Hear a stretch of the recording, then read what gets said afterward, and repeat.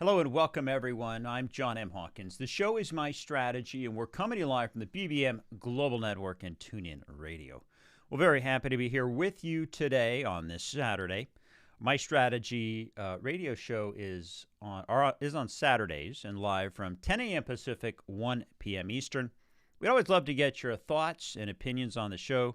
You can send an email to talk@johnmhawkins.com. That's talk@johnmhawkins.com. Well, very happy to be here with you today. Saturday is the day of the week that I choose to reflect on my strategy and my personal development. But keep in mind that any time is a great time to think about your strategy and reflect on that. My Strategy radio show continues to grow. We're available on iHeart, iTunes, Player FM, YouTube, SoundCloud, Spreaker, and many more digital platforms. So you can go listen to past podcasts there or listen to a replay of this show. You can find me on most social media platforms. My Twitter handle is @HawkinsJohn. That's @HawkinsJohn, and my website is johnmhawkins.com. And just like anything in life, we need to have a strategy and a plan to help us reach our goals, because the best laid plans don't always work. This week, I'm looking for stories on independence. Are you independent enough or not? If you have an example or a tip or a trick, please send it to talk@johnmhawkins.com. All right, so this week we're talking about gaining your independence. We're going to talk about the power of being independent, learning the benefits, advantages of independent learning styles, the downside of being too independent, and building your independent strategy. So today we're going to be talking about the many benefits of independence. Independence can help us boost our self-confidence, make us less reliant on others, and helps us from an emotional and financial perspective. In fact, there's been many studies that show that independent learning is extremely effective. We're going to be talking about a study by MIT Technology Review where they gave some young children iPads and learning devices, and they were able, without any instructions, able to use them. I'm going to talk about the downside of being too independent, because with an upside, there's always a downside. We're going to talk a little bit about what the research says about that. We're going to talk about ways that you can work on becoming more independent, and ultimately, we're going to help you build your strategy. All right, so we're talking about independence, and this is an appropriate week for us to be talking about our independence, since we got the July 4th coming up next week. Got an article here by Joel Brown. It is from the Addicted to Success website. He says, naturally, we become more independent as we progress through our lives. We move away from our parents, and any bonds that once sustained us from our childhood are slowly diminished as we move into the, quote, real world. Some people, however, form a set of new bonds as they move away from home, and they never actually grow to be truly independent. There are many reasons why we should be more independent. Independence here refers to all aspects of your life, including financial, career, emotional, personal, faith, and your beliefs. Joel goes on to talk about 8 different reasons as to why we should be more independent. He says personal independence boosts your confidence. Independent people tend to be a little more confident on handling issues affecting their lives, mainly because they are more prepared to take actions and do things without having to wait for support or for permission from someone else. He says people who are independent are less reliant on others.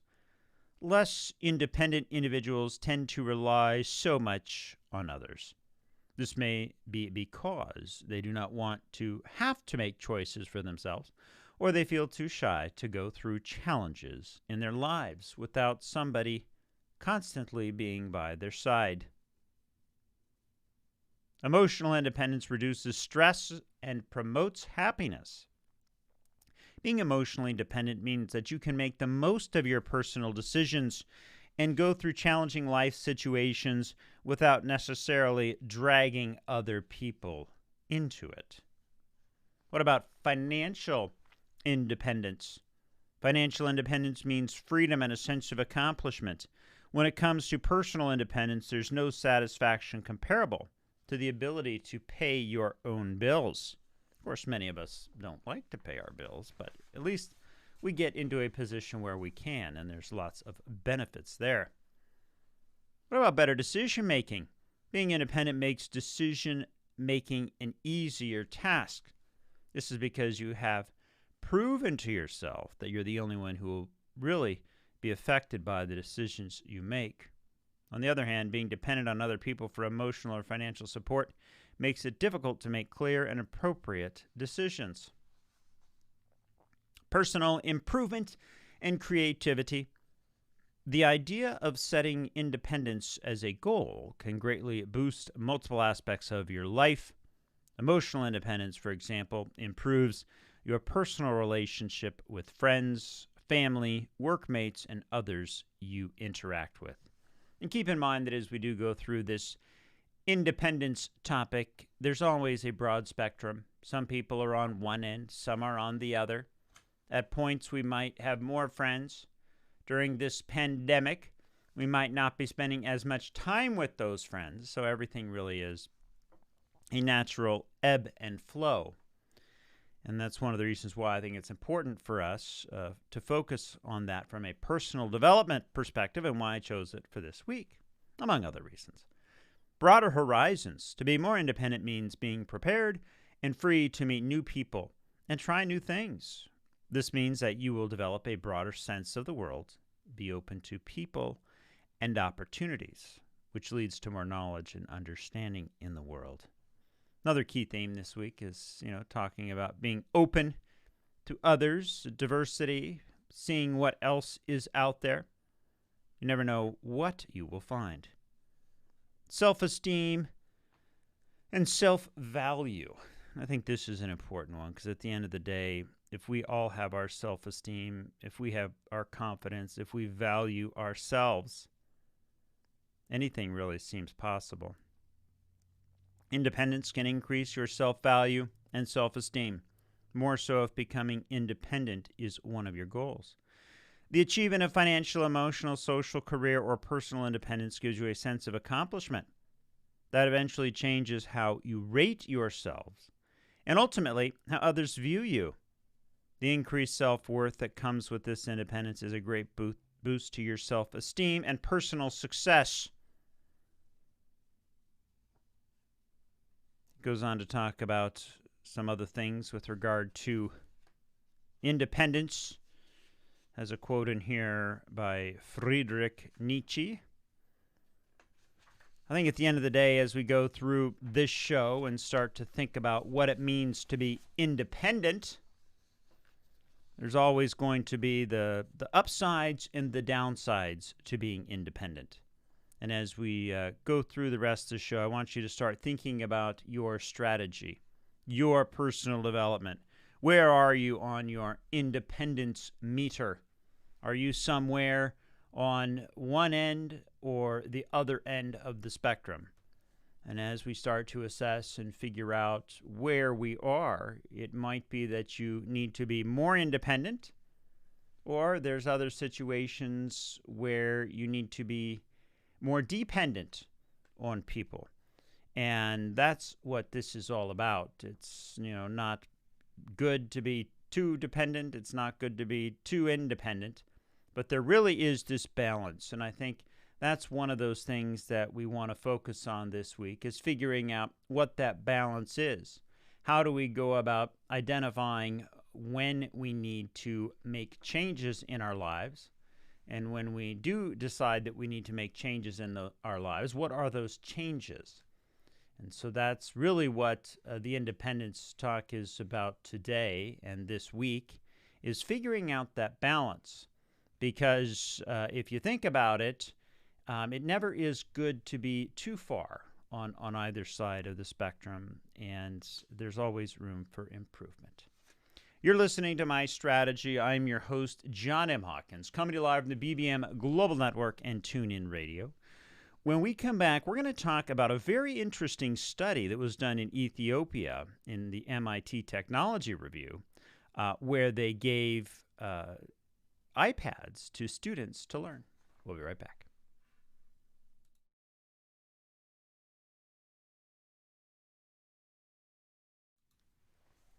Hello and welcome back, everyone. I'm your host, John M. Hawkins, coming to you live from the BBM Global Network and TuneIn Radio. The show is called My Strategy. Well, very happy to be here with you today. And if you're just joining us, my strategy radio show is live on Saturdays at 10 a.m. Pacific, 1 p.m. Eastern.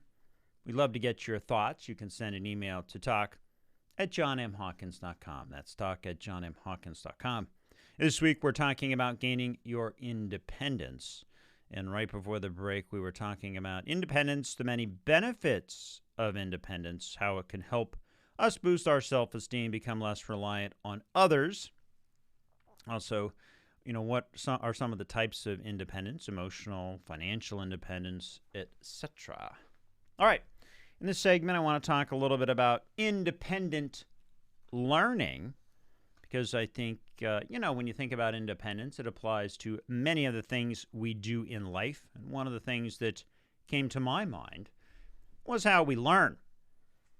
Are we dependent learners or independent learners? So I've got an article here by Julie Deneen, and she goes on to talk about teachers or facilitators. Or is it just semantics? The article, it says, what is the first thing that comes to mind when someone uses the word facilitator? Perhaps you think of words like planner, coordinator, promoter, developer, or designer. All of these definitions lead us to think of a facilitator as someone who sets up, designs, oversees an environment that is conducive to the goal at hand. But they are not the center of the scene.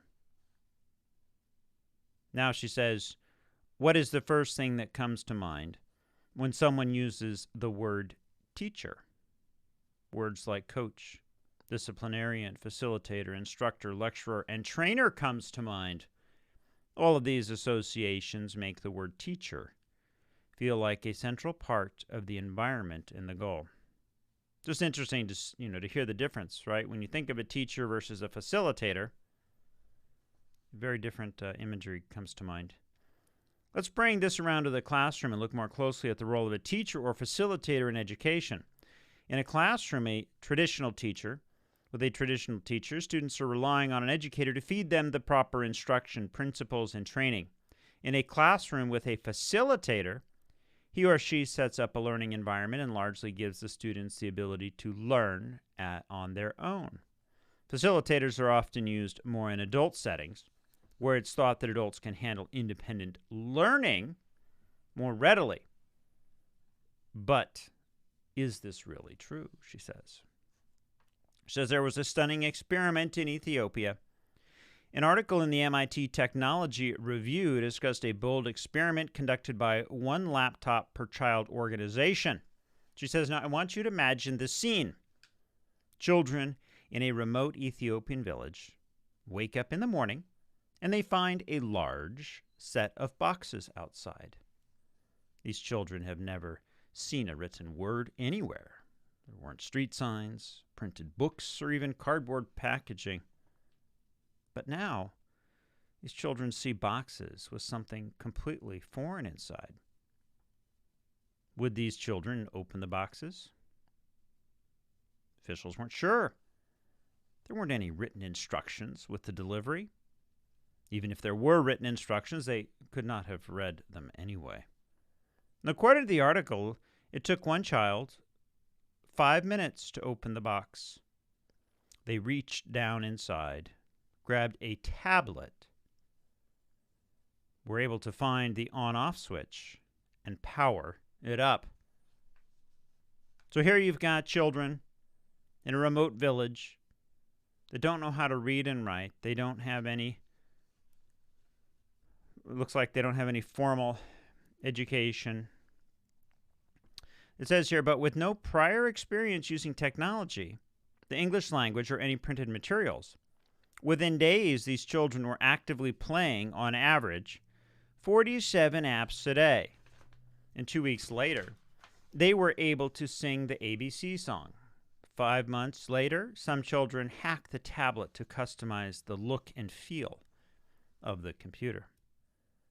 In this experiment, the children taught the OLPC officials that even without a teacher, as long as they had a tool, they could educate themselves. Traditional educators can learn from this. We must move out of the way and give students the opportunity to learn on their own. The benefits of learning are well documented. She then goes on to talk about some of the advantages. And I think this is really important. We're talking about the spectrum and where people are.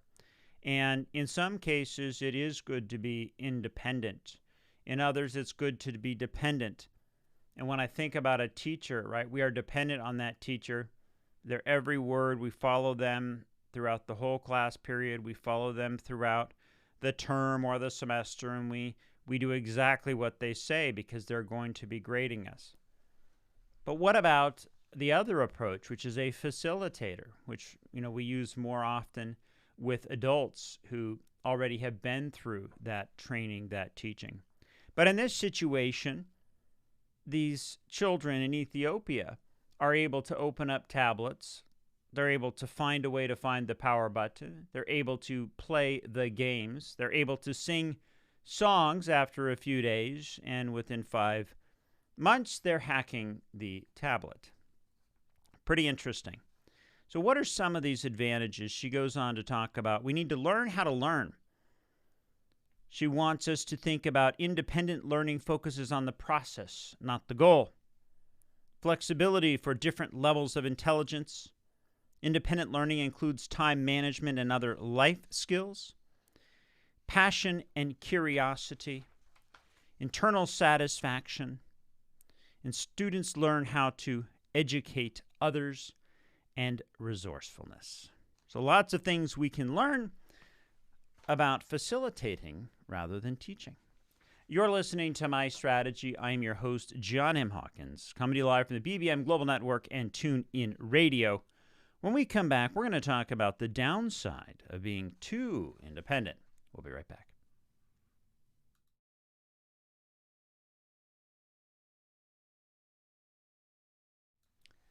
Hello and welcome back, everyone. I'm your host, John M. Hawkins, coming to you live from the BBM Global Network and TuneIn Radio.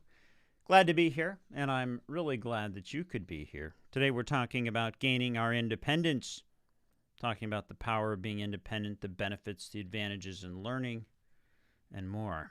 Right before the break, we were talking about independent learning and how they were able to give tablets to young children who did not know how to read or write. And they were able to use the tablets, learn to sing songs, and ultimately, at one point, learned how to hack the tablets. For those of you with children, I'm sure that comes as no surprise. You give a tablet, an iPhone, or a device to a 3-year-old, and they know more than we do about how to use it pretty quickly. But I think the interesting thing here is we wanted to think about what was the difference between teaching versus facilitating. And in the case of just giving somebody a device, a tool, and letting them experiment with it, we are the facilitators. And the great news is that these kids are still learning. So it just talks a little bit about how we do learn. In this segment, I want to talk a little bit about the downside of being too independent. Now, you might say, well, John, you're talking about the benefits of independence, independent learning, and how great it is. Why are we talking about the downside of being too independent? We're talking about the downside of being too independent because, as I mentioned in the beginning of the show, really things in life happen in an ebb and flow. There's different ends of a spectrum for pretty much everything we do. You eat too much, you eat too little. One end of the spectrum, the other end of the spectrum. You exercise too much, you exercise too little. One and the other end of the spectrum. And in this case, being independent has the same thing, which is one end of the spectrum, you're dependent. The other end of the spectrum, you are too independent. And so what we want to do is we just want to be cognizant of what are some of those downsides, because as we build our strategy, we want to make informed decisions. And while we might think we need to be more independent, and being independent sounds like a great thing. Being independent sounds like a great thing. If it doesn't align to our goals, if it's not going to help us, or maybe the strategy we're doing is working, and all of a sudden we say, well, I'm just going to be independent, we could end up breaking something that is working just fine. So that's why we're talking about what's wrong with being too independent. It's an article written by Rehan Qureshi. He says, for many of us, success goes hand in hand with self-sufficiency. Anything we are often told can be achieved through hard work, which usually implies work done on one's own. Those raised in the United States, the idea of independence may bring to mind iconic stories about rugged individuals, pioneers, mavericks, or other resourceful immigrants who built a life on their own terms.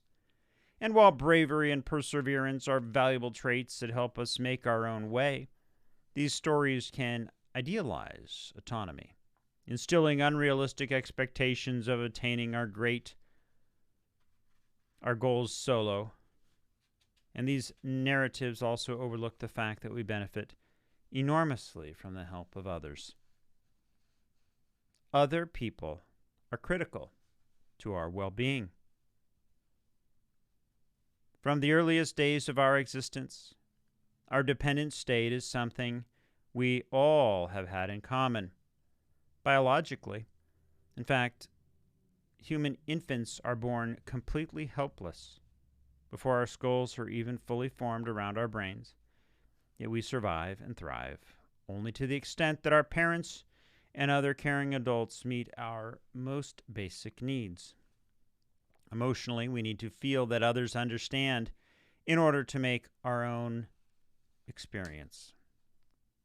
And how true is this as an infant, so dependent on others, that now that we're in this pandemic and we're being forced to separate, it's giving us some time to reflect.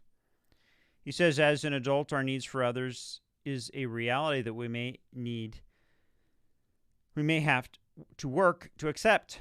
Denying it carries professional and personal consequences. Being overly self-sufficient may lead one away from opportunities to exchange ideas, receive inspirations, deepen relationships, and all interactions.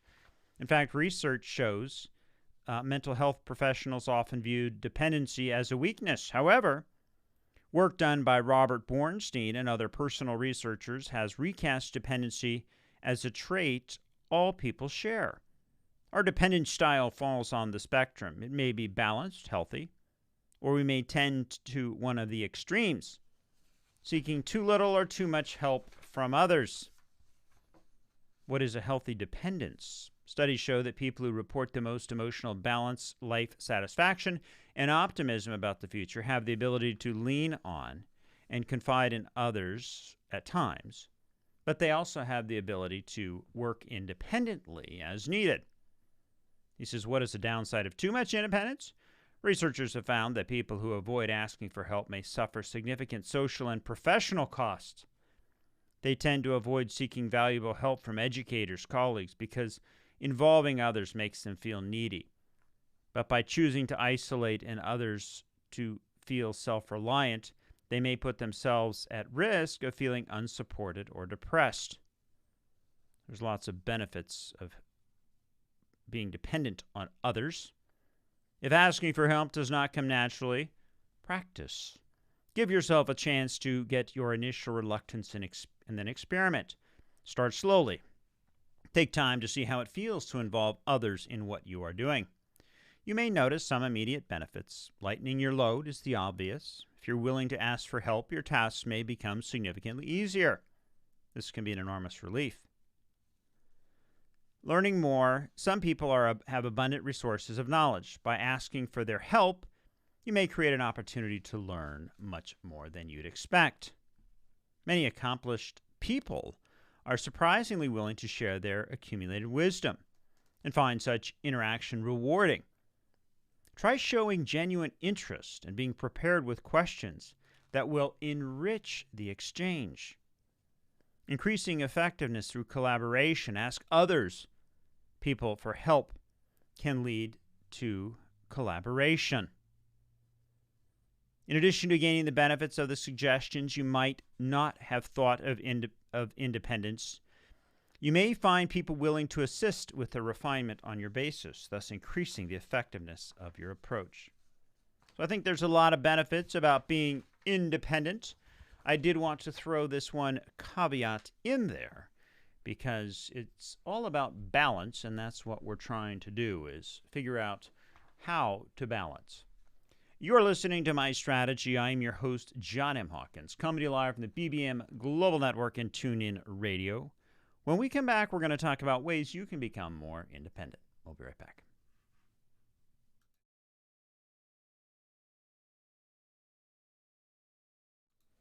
Hello and welcome back, everyone. I'm your host, John M. Hawkins. Very happy to be here with you today on this Saturday. My strategy episodes are on Saturdays. They're live. 10 a.m. Pacific, 1 p.m. Eastern. If you're just joining us, welcome. This week we're talking about gaining your independence. We've been talking about the power of independence, learning the benefits, the advantages in independent learning, the downside of being too independent. And in this segment, we're going to talk about ways to become more independent. So we talked about the downside, and we just wanted to say that at that point in the show because there might be a lot of things that you're doing that are really, really good, and we don't just want you to go out there and say, well, I'm too dependent on others. I need to go out and become more independent. There's certain things you might want to continue to do using dependency and collaboration with others. And so we're going to talk about being independent, and you'll figure out which ones might be beneficial for you to work on. All right. So I've got an article here by Crystal Kleidon, and she talks about independence. Do you see yourself as being more independent, as someone who has it all together? She says she'd always seen herself as this strong, independent person who didn't need any help from anyone to get whatever she wanted in life. She had her career, her possessions, and she thought she'd had it all. But then she realized that really wasn't what independence was all about. It wasn't just about what you have. It is also about how you feel about yourself, about those around you. So she started researching ways to gain independence for those people who have never really experienced it. And she looks at this from a good perspective, I think. She says, what surprised me was people's understanding of what it meant to be independent. So many people focus on the practical aspect, the ability to change a tire, a light bulb, choosing to go out with your friends on a weekend, owning your car. But she says many of those studies rarely included the emotional and mental aspects. So she's come up with some 10 or so effective ways that she feels you could be working on to help gain some independence, to feel fantastic about yourself, and start taking control of your lives. She said, remember, these things aren't going to happen overnight. You just can't wake up one morning and be fully independent by doing everything on the list. But you can take steps towards more independence each and every day. All right, so what does Crystal have to say? She says, spend some time reflecting on yourself. Self-reflection is a skill that requires a lot of practice. If you're new to this, you might want to use some tools to help you. We do talk about reflection on a weekly basis on this show when we're building our strategy in this show, which will be coming up soon. But I think it's important for you to look at other ways of reflecting, using other tools. You know, maybe you are going to a teacher and there's somebody who gives you a program that you can follow. Or maybe there's a facilitator who runs a program that you can go and they facilitate that learning experience so that you can really, really do that self-reflection, because I think that that self-reflection is important because it's going to help you become aware.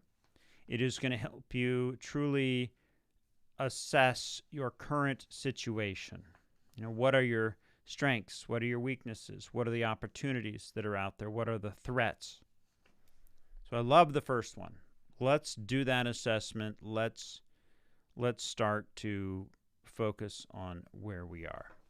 Number 2, she says, learn to enjoy some alone time. Introverts rejoice. When she was younger, around the time of her early 20s, she loathed being alone. She would thrive when she was in a group, felt more comfortable there, and felt like she had a place. But when she was on her own, she felt awkward and scared. Now she looks back and realizes that she was too scared to do what we just spoke about until she started reflecting on herself. And now she can't get enough alone time. I think this is important. Learn to enjoy the alone time. If you do not have anybody dependent on you, you might want to engage, not appreciate the alone time, and need that constant attention. For those who have children, I think you appreciate this alone time. Or those who are in managerial positions, you're constantly having people who are coming to you for requests, coming to you for information. And many times, those who are in those positions because they are very good at helping others. So it's important to realize when you, as a caregiver, you as someone who is the coach, you are the teacher, to start thinking about how you can gain your own time to reflect. Take that alone time. And in doing so, that is really going to help you determine what is most important. Another one she talks about is understanding your finances. It's a huge factor in being independent.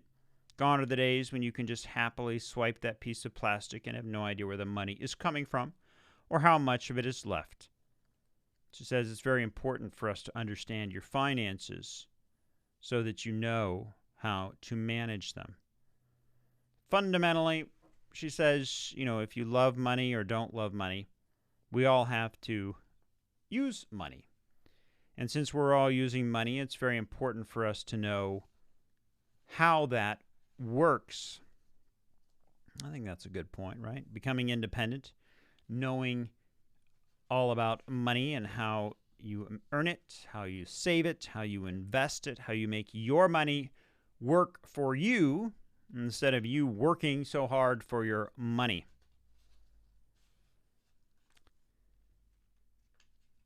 When we come back, we're going to continue to talk about this because I think there's some really good things in here for us to talk about with regard to vocabulary and other items. You're listening to My Strategy. I am your host, John M. Hawkins, coming to you live from the BBM Global Network and TuneIn Radio. When we come back, we're going to continue our discussion on becoming independent. We'll be right back.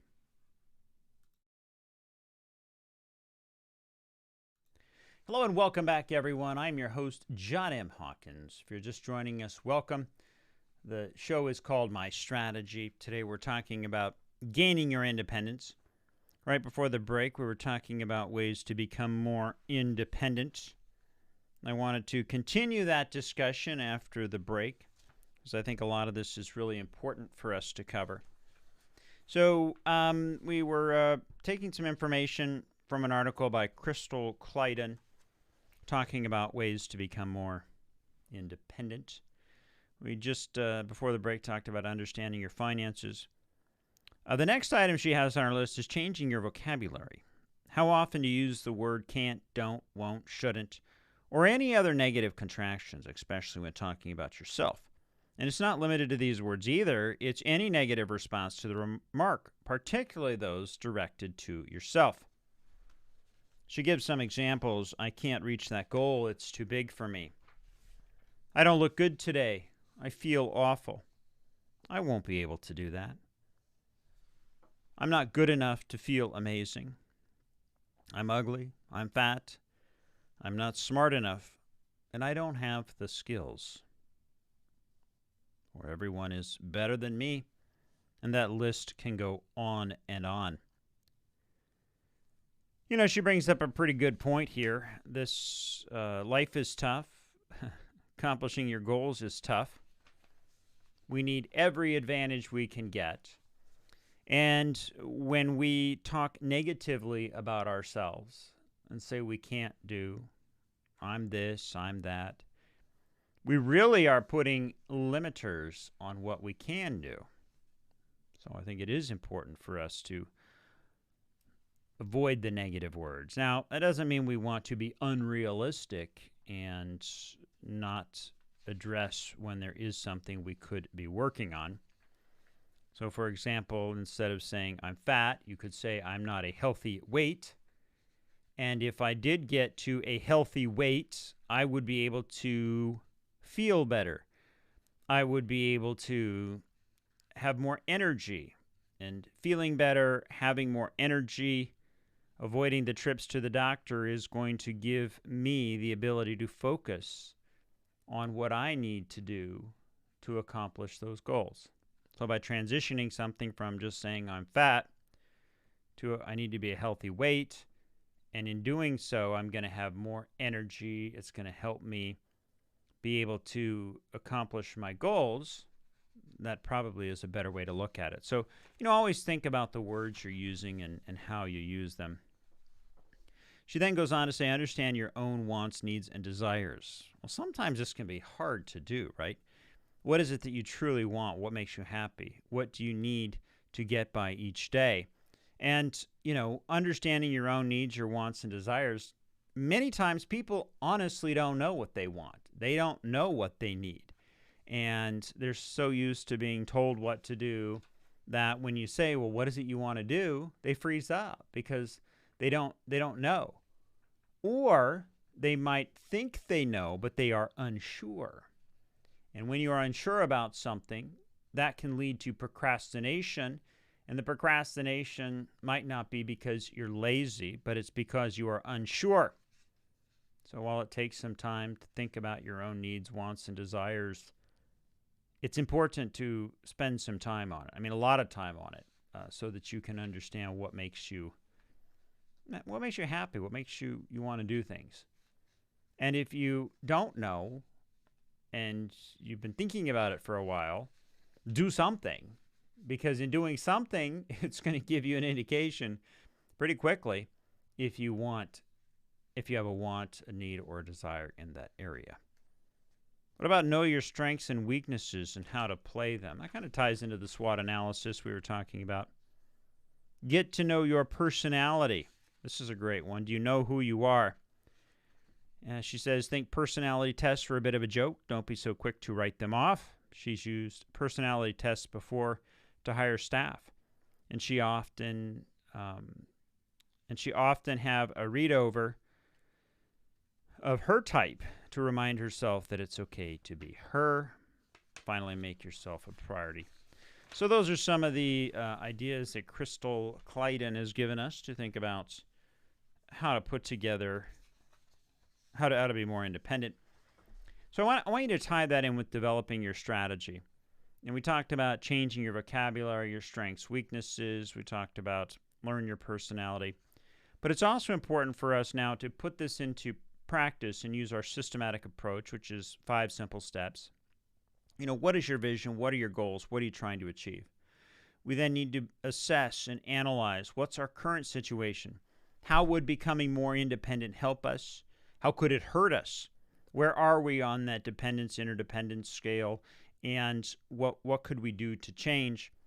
When we've identified those things that are working and those things that are not, we can then put in new strategies. So you might think you need to be more independent, but really that independent area was something that was a strength because you were a tremendous collaborator. Well, let's say you decide not to be that collaborator anymore and you want to be more independent. That could hurt you. So a lot of this is really fine-tuning what we're doing, balancing it, and the way you figure out which strategy you need to take is by constantly mapping it back to your current situation and the future desired state. And if the future desired state is absolutely where you want to be, you can go through those strategies and say, which ones are helping me get closer to my goal? Which ones are going to take me farther away from my goal? And unfortunately, this isn't something that happens overnight, but it is something that we can do on a weekly basis on this show. And over time, it'll just become second nature. And hopefully you will have that strategy in place to help you reach your goals. You're listening to My Strategy. I am your host, John M. Hawkins, coming to you live from the BBM Global Network and TuneIn Radio. When we come back, we're going to help you put your strategy in place. We'll be right back.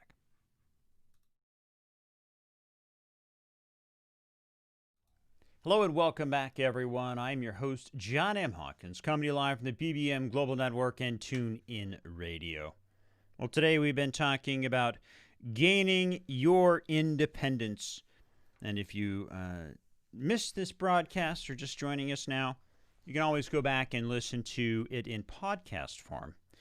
You can find it on iHeartRadio, Apple, iTunes. You can go to YouTube. We have a video stream of this as well. And if you'd like to have something covered in this show, send an email to talk@johnmhawkins.com.